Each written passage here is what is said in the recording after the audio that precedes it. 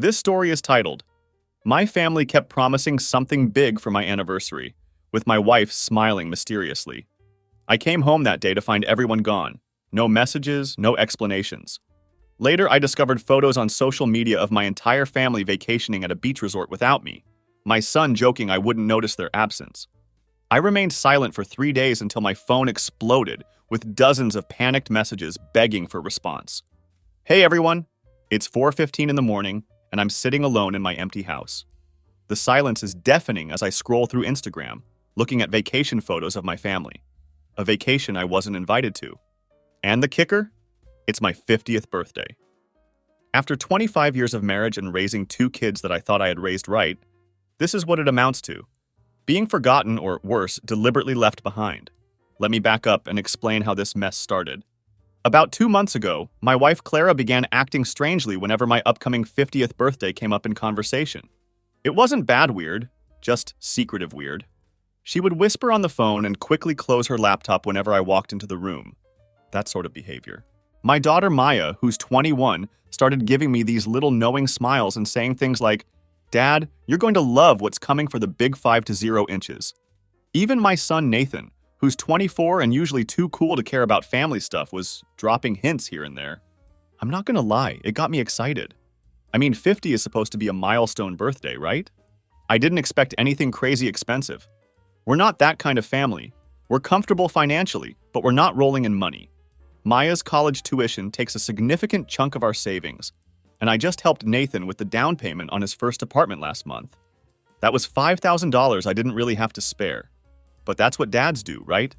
You support your kids, even when it stretches your own finances thin. All the secrecy had me thinking they were planning a surprise party. Clara kept telling me to be patient whenever I tried to fish for details. My father-in-law Marcus even called me out of the blue last week, something he never does unless he needs something fixed at his house. He just wanted to ask what day I was taking off for my birthday. I told him I had requested the actual day, this past Thursday. Except I didn't get the day off after all. At 5:45 a.m. on my birthday, my boss called and asked if I could come in because we had an emergency at the Oak Valley project. Someone had to be there, and guess who that someone always is? Me, reliable Norman, always the one to step up when there's a crisis. I called Clara from the car to tell her I'd be late but would definitely be home by dinner. She sounded strange on the phone, distracted, and just said, "That works out fine," before hanging up quickly. At the time, I didn't think much of it. I was too busy focusing on the day ahead, dealing with a water main break and equipment problems. No one at work even knew it was my birthday. I didn't mention it because I'm not that kind of guy who makes a big deal about his own birthday. And honestly, I was looking forward to whatever was waiting for me at home. I even stopped and bought a bottle of expensive bourbon on the way back. Figured I deserved at least that much on my milestone birthday. At 5:40 p.m., I pulled into my driveway. I immediately noticed there were no extra cars parked outside. So much for the surprise party I had been imagining. The house was completely dark, which was weird, but not immediately alarming. Maybe they were hiding inside, waiting to surprise me when I turned on the lights? But when I entered, the house was empty. No decorations, no cake, no wife, no kids. Not even a note on the counter explaining where everyone was. I checked my phone, no messages. I called Clara. Straight to voicemail. I called Nathan. Same thing. I texted Maya. Nothing. By 7:15 p.m., I was sitting alone at my kitchen table, staring at that unopened bourbon bottle, wondering if there had been an accident or something. I called the local hospital. Nothing. I called Clara's sister Catherine. No answer. At 8:05 p.m., still alone on my birthday, I finally opened the bourbon and poured myself a glass. That's when I decided to check Instagram. I don't post much. I just follow the kids to see what they're up to sometimes. And there it was, posted just 3 hours earlier. A photo of my entire family. Clara, Nathan, Maya, Marcus, and his wife Diana, and Catherine.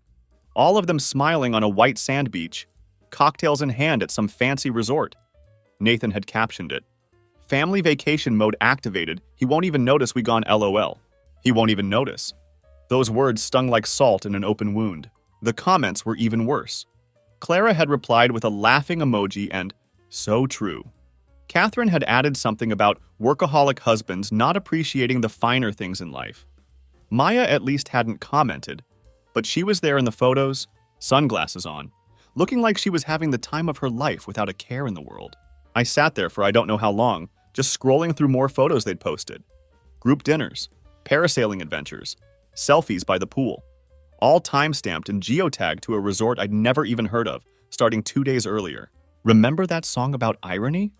Well, it's ironic that for years I felt guilty about working too much, missing school events sometimes, being tired on weekends, all to provide for these people.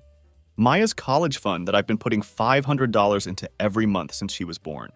Nathan's apartment down payment, that meant I couldn't replace my 12-year-old truck this year. The mortgage I've never missed a payment on. The vacations I couldn't afford to take because someone always needed something more important. I don't know what kicked in, shock, rage, or some weird sense of calm, but I didn't call them, didn't text, didn't comment on the photos.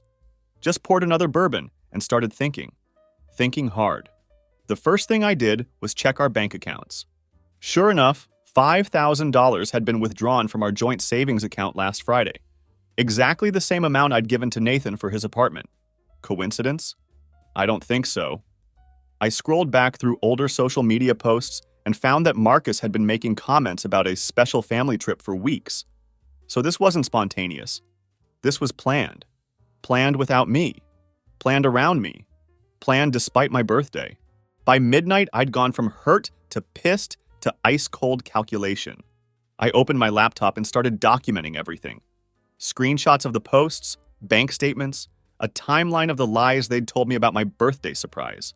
See, here's something people forget about the quiet, reliable guy who just keeps showing up. We notice things. We remember things. And when we've finally had enough, we know exactly where all the bodies are buried. I spent my birthday night making a complete accounting of our finances. 25 years of marriage laid out in Excel spreadsheets. Who paid for what? Who contributed what? Who sacrificed what? The numbers told a story they wouldn't like. Around 2:15 a.m., I found something else. A credit card statement in Clara's email. Yeah, we share passwords. Or used to anyway. It was for a card I didn't know existed. $117,000 in debt built up over the last 3 years. Designer clothes. Spa days. Lunches with Catherine that somehow cost $250 each. And recent charges from the resort they were staying at. Almost $7,000 so far. I'm not a guy who usually cries, but I'll admit I felt that pressure behind my eyes. Not sad tears. Angry ones. I sat there wondering how I could be so invisible to the people I've given everything to. Morning came, and still no messages asking if I was okay. No happy birthday texts, nothing. Just more beach photos and a video of Nathan doing karaoke with Marcus. The tagline read, "Dad would hate this LOL." I showered, went to work, came home, and checked social media again. Day 2 of their vacation was in full swing. Comments from Clara's friends asking how the resort was. Her reply, "Heaven. So nice to get away from real life for a while." Real life, that's me. I'm real life. The thing she needed to get away from. I poured another bourbon and made some decisions. First, I called my bank at 9 a.m. sharp on day 2 and rerouted my upcoming paycheck to a new account they set up.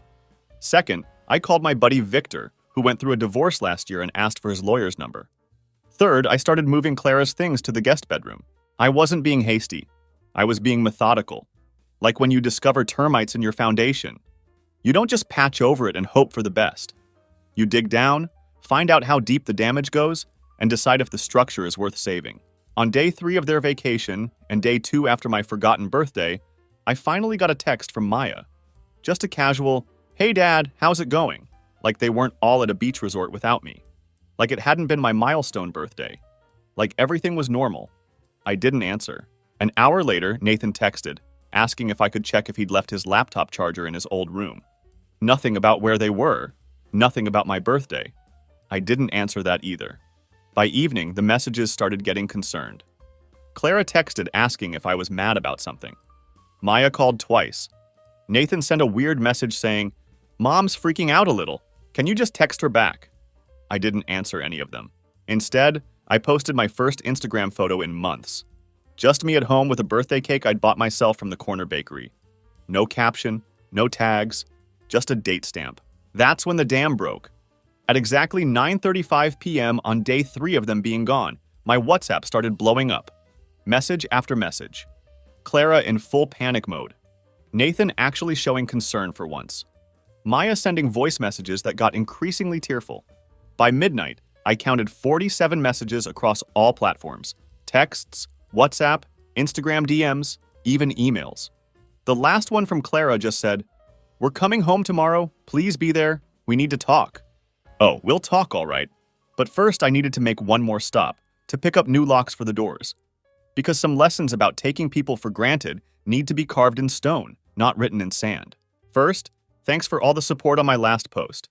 I didn't expect thousands of comments. Some of you called me a doormat. Others said I should burn everything to the ground. I appreciate the fire, but I'm more of a slow burn guy. Always have been. So, about those 47 messages. Message number 1 came at 9:35 p.m. exactly, 3 days into their beach vacation. Just a simple "Norman, are you there?" from Clara. By message number 47 at 3:15 a.m., she'd graduated to, "Please just answer me. I'm freaking out. I've been married 25 years. Never once in all that time have I deliberately ignored my wife when she needed me. Never once have I shut her out when she was worried. Even during our worst fights, I always picked up the phone. But there's a first time for everything. I didn't sleep that night. Just sat on our back deck watching those messages pour in while scrolling through their Instagram feed. The contrasts were something else. Clara typing, "Norman, please, I'm worried," while her profile showed her grinning at a beachfront restaurant just 2 hours earlier. Nathan asking if I was okay while tagging himself at a parasailing rental. Maya sending tearful voice messages from a poolside cabana. Around 4:45 a.m., I made coffee and started methodically documenting everything. Screenshots of social media, bank statements, text threads. I printed it all out and organized it in a folder. Sounds crazy, but it helped me think. The new deadbolt and doorknob set sat on the kitchen counter, still in the packaging. I wasn't sure yet if I'd install them. That felt like a line I might not be able to uncross. At 7:15 a.m., the first call from Marcus came through. I let it go to voicemail. He left a 2-minute message that started concerned and ended with him saying I was behaving like a child. Classic Marcus. He's always thought I wasn't good enough for his daughter, always made little comments about my modest house or reliable car. Code for, "You're not as successful as I wanted for Clara." I went to work like normal. Did my job. Came home. The messages kept coming. Nathan. "Dad, seriously, this isn't funny anymore. Mom is having a meltdown." Maya. "Daddy, please just text back so we know you're alive." Clara. "Norman, I've called the neighbors and they say your truck is there. Why aren't you answering?" Catherine. "Hey, Norman, everyone's worried about you. Whatever you're upset about, this isn't the way to handle it. Grow up." That last one from Catherine almost made me break my silence. Almost. But I remembered her comment about workaholic husbands and kept quiet. I spent that evening setting up what I call my financial firewall. Called the credit card companies. Removed Clara as an authorized user on my 2 main cards. Logged into our mortgage account. Made sure the next payment due in 3 days would come from my new separate account. Changed my direct deposit information at work. Then I did something that even surprised me. I made a spreadsheet breaking down our household expenses with cold, hard percentages. Who paid for what? Who contributed what? For the last 10 years. The numbers told a story Clara wouldn't like. 82% of our joint expenses came from my income. 94% of our retirement savings came from me. 100% of the kids' college funds came from me. What did Clara contribute? Looking at our joint account history, most of her deposits went back out immediately. For hair appointments, lunches with Catherine, clothes, and what she called household necessities that somehow always included expensive candles and throw pillows nobody was allowed to actually throw. Does that sound bitter? Yeah, maybe it is. But 25 years of feeling vaguely guilty for working too much hits different when you realize it was your work funding their fun. Around midnight, I found something else. A text thread between Clara and Catherine from 2 weeks earlier. Clara. Should we even tell Norman about the trip? Catherine. Why bother? He'll just complain about the cost. Clara. True LOL. It's not like he ever pays attention to anything but work anyway. Catherine. He probably won't notice until the weekend. Clara. If that's soon. That was the moment something inside me hardened. I'd been holding on to a tiny hope that maybe, just maybe, there was some massive misunderstanding. That text killed it. By day 4 of their vacation, the messages had a new tone. Anger. Nathan. Dad, WTF, Mom's been crying all night. What is your problem? Clara. I don't know what game you're playing, but this is cruel, Norman. Marcus. Norman, you're proving exactly what I've always thought about you, selfish and immature. Day 5 brought panic as they realized I was still radio silent. Clara. We're cutting the vacation short. Coming home tomorrow, please be there. Maya. Dad, I'm scared something happened to you. Nathan. If you're doing this on purpose, it's seriously fucked up. I still didn't respond. But I did start making preparations for their return. Moved Clara's clothes and personal items to the guest room. Changed the Wi-Fi password. Installed a passcode lock on my computer. Small things that sent a message. You can't pretend nothing happened. That night, I received a particularly revealing voice message from Maya. She was crying, her voice all choked up, saying she was sorry about my birthday. She said she'd wanted to call me, but Diana said it would ruin the surprise they were planning. She felt weird about the trip, but everyone made her feel like she was overreacting. She mentioned that Marcus had paid for most of it as a family bonding experience. I nearly called her back. Nearly. But then I remembered her in those beach photos, smiling without a care in the world, not looking bothered at all. 21-year-olds are adults who make their own choices. The morning they were due to return, I finally installed the new deadbolt. Not to lock them out permanently. I'm not that petty. But to make a point. They'd need to ring the doorbell. To face me. To acknowledge what they'd done before walking back into our home like nothing happened. I took the day off work and waited. At 2:47 p.m., I got a text from Clara saying their flight had landed.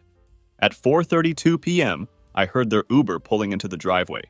Multiple voices, luggage wheels on concrete, then silence, which I'm guessing was the moment they realized their keys didn't work anymore. The doorbell rang. I took my time answering it. When I did, I found a tableau of sunburned, exhausted faces trying to manufacture casual smiles. Clara was clutching a gift bag that definitely hadn't been packed in their original luggage. Nathan was looking everywhere but at me. Maya was on the verge of tears. Marcus and Diana stood behind them with matching expressions of disapproval. I just stood there filling the doorway. Silent. Clara tried first. She started with how worried they'd been, how they'd called hospitals, how they'd cut their trip short because they were so concerned. Then she pivoted to how the trip had been planned as a pre-birthday celebration, but things had gotten complicated, and they were going to surprise me when they got back with a special dinner. I didn't say a word. Just pulled out my phone, opened Instagram, and held up the screen with Nathan's post. He won't even notice we gone LOL. The silence that followed was something special. Nathan stared at his shoes. Maya started actually crying. Clara tried to grab my phone, which I easily moved away. Marcus stepped forward, saying this was ridiculous, that they needed to come inside and talk like adults. I finally spoke. Told Marcus he wasn't welcome in my house today, that he could drop the luggage and leave. The look on his face was like he'd been slapped. For probably the first time in his life, someone had told him no, told him to leave. The great Marcus, used to everyone dancing to his tune, stood there sputtering on my doorstep while I stared him down. Diana tried to diffuse things, saying they were all tired from traveling. Maybe they could talk tomorrow. I said tomorrow worked for me, but not for Marcus. Ever. After they left, I let Clara, Nathan, and Maya in. The house felt different with them in it. Smaller. Tense. Clara noticed her things missing from our bedroom immediately. Demanded to know what I'd done. That's when I brought out my folder. The screenshots, the bank statements, the expense breakdown. Laid it all out on the kitchen table. And told them I had just one question. When exactly did I become so worthless to this family? Clara tried to turn it around. Said I was being dramatic. That it was just a vacation. That they'd planned to celebrate my birthday when they got back. I showed her the text thread with Catherine. Her face went white. Nathan tried to downplay his Instagram caption. Said it was just a joke. That everyone exaggerates on social media. I showed him his own comments from the past year. All the little digs about me being absent. Being boring. Being typical dad. His excuses dried up. Maya just cried. But even through the tears, she let slip that the trip had been planned for months. That it was originally supposed to include me. But Marcus had convinced Clara it could be a family reset without my negative energy bringing everyone down. By 7 p.m., we'd reached the heart of it. The ugly truth nobody wanted to say out loud. They'd created a narrative about me. Norman, the boring provider, Norman, the absent father, Norman, the workaholic, that made it easy to justify treating me like garbage. They'd convinced themselves I wouldn't care about being excluded from my own family. That I wouldn't notice. That I wouldn't feel. And the most painful realization? They weren't totally wrong. I had let work become my identity. I had missed events for overtime. I had been quiet when I should have spoken up. But I was speaking up now. I told them I'd moved most of my money to a separate account, that I'd pay the mortgage and utilities for 3 months while Clara figured out her next steps, that I'd continue supporting Maya's education directly, but not through their discretionary spending, that they had 3 months to either rebuild our marriage on new terms or prepare for divorce. Nathan stormed out, saying I was being unfair. Maya went to her room in tears. Clara just sat at the table, staring at the stack of evidence I'd compiled, looking like someone had just told her Santa wasn't real. Around midnight, my phone pinged with one final message from Clara. I never meant for any of this to happen. The trip was supposed to be your gift, some time alone to relax. We were going to surprise you with something special when we got back. I don't know how things got so twisted. I read it 3 times. Each time my reaction was the same, pure disbelief. Even now, even after everything, she was still spinning, still rewriting reality. I typed out my response carefully. I have the receipts, Clara. All 47 of them, plus about 100 more you don't even know about yet. The time for lies is over. Then I turned off my phone and went to sleep in my own bed for the first time in days. Alone, but not lonely. There's a difference. Tomorrow would bring hard conversations and harder decisions. But for the first time in 25 years, those decisions would be on my terms. Finally, first morning after the confrontation, I woke up at 4:17 a.m. to the sound of someone crying. Muffled, but definitely coming from inside the house. Took me a minute to realize it was Clara in the guest room. Weird thing. I felt nothing. Not satisfaction, not guilt, just nothing. For those asking for updates, it's been 2 weeks since my family returned from their beach getaway. 2 weeks of awkward breakfasts and tense dinners. 2 weeks of whispered phone calls and slammed doors. 2 weeks of reality crashing down on 25 years of marriage. The morning after they returned, I expected big dramatic scenes, tearful apologies, desperate promises to change. That's not what happened. What happened was Clara came downstairs at 7:30 a.m., made coffee like it was any normal day, and asked if I'd gotten it out of my system yet. Like my reaction was some kind of tantrum that needed to run its course. I just looked at her for a long moment, then slid my phone across the counter with the screenshots still open. The ones where she and Catherine discussed whether I'd even noticed they were gone. The ones where she laughed at Nathan's caption. She stared at them like she was seeing them for the first time. Then tried a new angle, said her phone must have been hacked, that she never wrote those things, that someone must have used her account. At 7:43 a.m. exactly, I realized my wife of 25 years would rather invent an elaborate conspiracy theory than admit she'd been callous and cruel. That's when I handed her the printed bank statements. Highlighted every withdrawal from our joint account for the trip. Showed her the credit card statements from her secret card. Laid out how I'd supported this family for decades while she'd built up $117,000 in hidden debt. You want to know the craziest part? She didn't even seem that concerned about the money. Just kept saying Marcus would help her pay it off. That I was being petty, focusing on dollars and cents, when the real issue was my workaholism. Isn't that something? I'm the bad guy for working 60-hour weeks to pay for everything, including her shopping habit. The kids were a different story. Nathan showed up around noon that first day, hungover and defensive.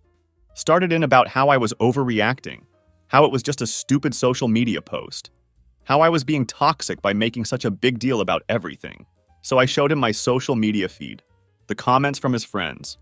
The one saying stuff like, LOL, your dad sounds like my dad, total boomer energy, and bro, just tell him you're busy when he tries to hang, that's what I do. I asked him what kind of man mocks his father online to look cool to his friends. What kind of son takes $5,000 for an apartment down payment, then spends the same amount partying at a beach resort 2 weeks later? He didn't have good answers. Just mumbled something about how I don't understand how social media works, and left. Hasn't been back in 5 days. Maya was different. She actually apologized. Said she felt pressured by Diana and Marcus to go along with the trip. Said she'd wanted to call me on my birthday, but Clara told her I was probably too busy anyway. I believe her. Mostly. But I also saw her in those beach photos, grinning at sunset cocktail hours that she's not even legally old enough to attend. Not exactly looking tortured by guilt. So yes, I'm still paying for her tuition, but directly to the school now. Not through the joint account where money mysteriously vanishes. Around day 3 after their return, things escalated. Marcus showed up unannounced at 6:15 p.m., right as I was microwaving leftovers. He walked in without knocking because Clara had given him the new door code. Started in immediately about how I was being unreasonable, how I was destroying this family over a misunderstanding. I didn't yell, didn't throw him out, just calmly asked him how much the resort cost. He puffed up, said that wasn't the point. I asked again, exactly how much did you spend taking my family on vacation without me? That's when he dropped the bombshell. $9,600 for 5 people for 5 days. Do the math, that's over $380 per person per day. I've never spent that much on any vacation in my life. Our family trips were always budget-friendly, camping, road trips, the occasional weekend at a basic hotel with a pool for the kids. I asked Marcus if he knew how much I had in Maya's college fund. He didn't answer. I told him anyway. $25,000 scraped together, $500 at a time over years. Money that could have gone toward vacations, or a better car, or home improvements. But I chose her future instead. Then I asked him how much he'd contributed to his granddaughter's education. His face went red. Started sputtering about how that wasn't the point, how he'd created opportunities for Clara and the kids in other ways. Opportunities like teaching them it's okay to exclude the person who pays for their lives. Opportunities like showing them that loyalty and respect matter less than beaches and cocktails. I told him he had 30 seconds to leave my house before I called the police to report trespassing. He left at 6:27 p.m. Haven't heard from him directly since. Clara lost it after that. Called me cruel for speaking to her father that way. Said I was jealous of him. Said the real reason I was upset was because I could never provide the kind of experiences for my family that he could. And you know what? There might be a grain of truth in that. I've never had Marcus's money. Never will. But I've had Marcus's time. 25 years of it. Time I spent working to build something for us, while he was off enjoying early retirement on inherited wealth. By the end of the first week, the battle lines were drawn. Clara moved in with Catherine temporarily. Nathan stopped answering my texts completely. Maya split her time between Catherine's place and mine, usually when Clara wasn't there. The family split into factions.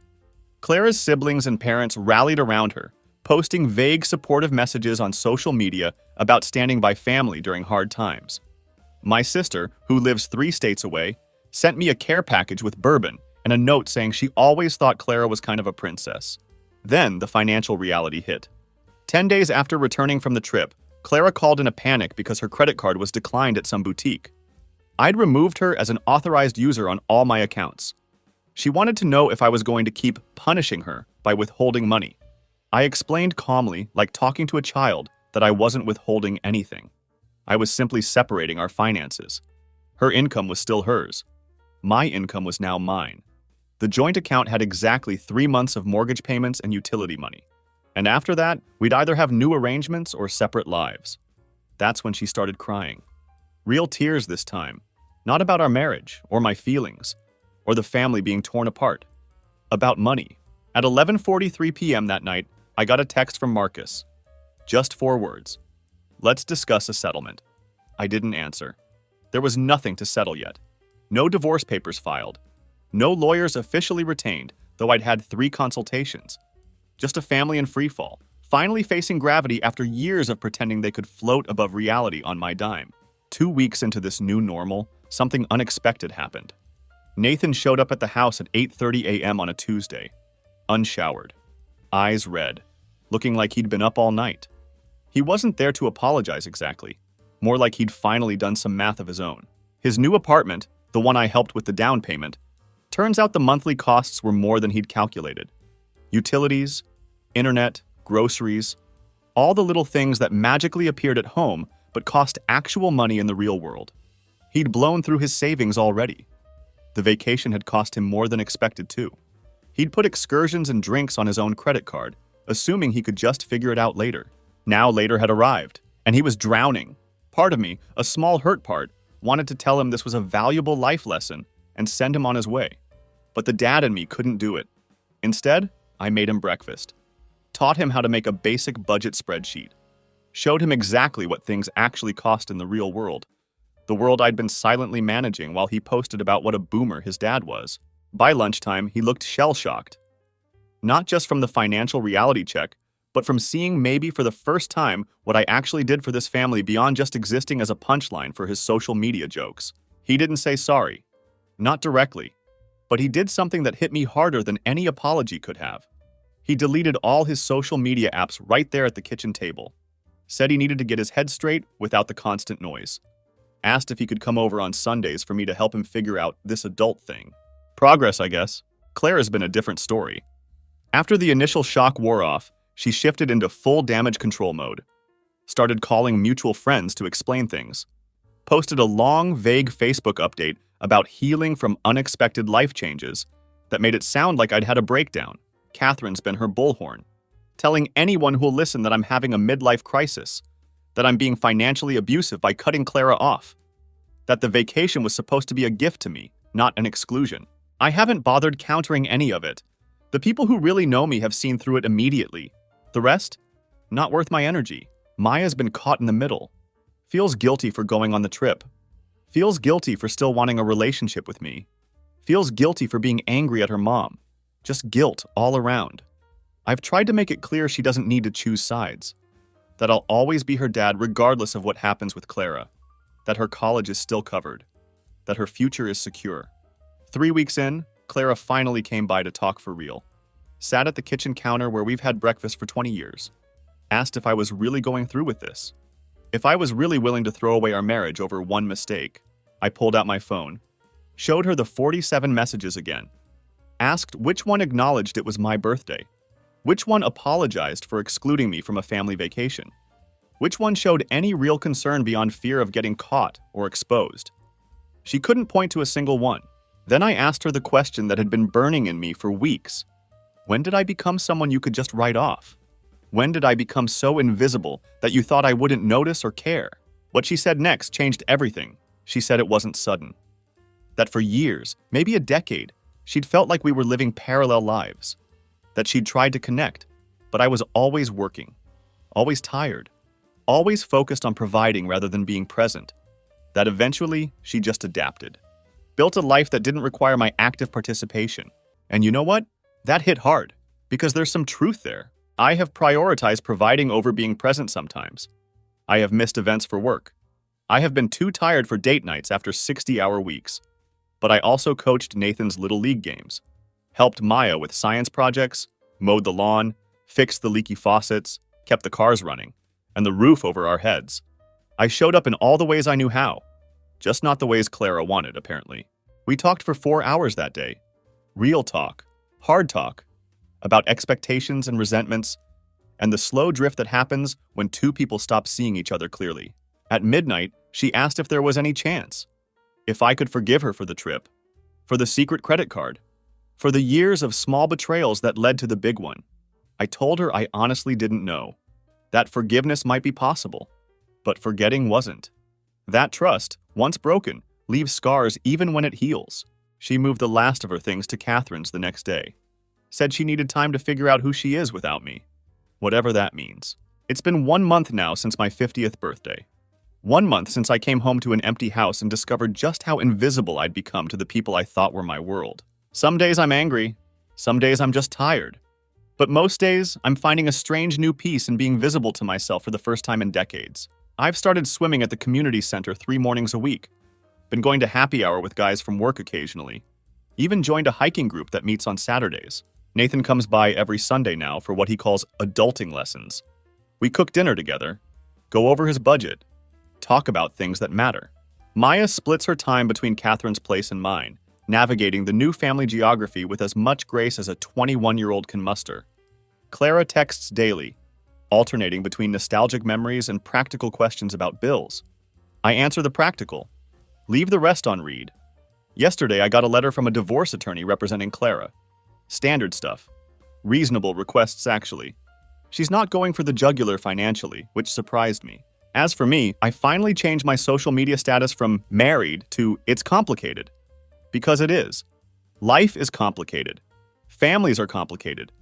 Love and hurt and forgiveness are complicated. But one thing isn't complicated anymore. I'm not invisible. Not to my family, not to my friends, and most importantly, not to myself.